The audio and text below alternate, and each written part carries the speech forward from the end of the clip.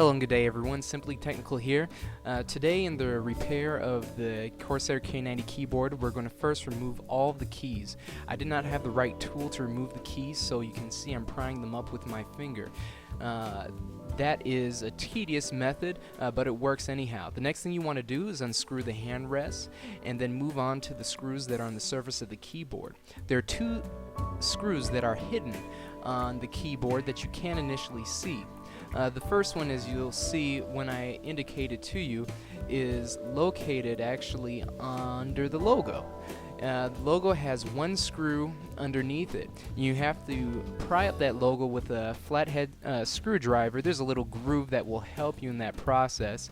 But after you pry that up gently, because you can bend it permanently and leave a mark which you will not like, you'll find the Phillips screw underneath. And after that, to the right side of the keyboard next to the volume bar, there's one more screw that you have to take out. So you can also pry that up with the flathead. I forgot which side it was on, but it's actually on the right side. So as we pry that up, it's a bit of a challenge, but not too much of a challenge. You'll see the screw there now, and you'll be able to unscrew it with ease.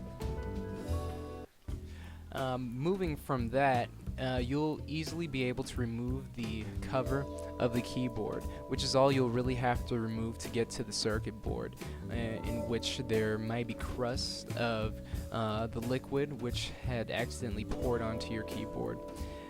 What I'm taking is some rubbing alcohol and a Q-tip to work throughout the circuit board. So we'll work with the rubbing alcohol very gently across the keyboard, and use one end to scrub the mildew off of the circuit board, and the other end to kind of dry off the places that are slightly wet from the alcohol, so you make sure that it's as clean as you can get it.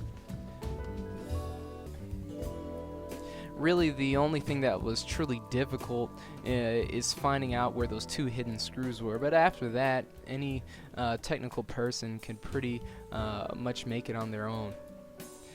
This is good for those who are trying to customize your keyboard to match the color of your rig.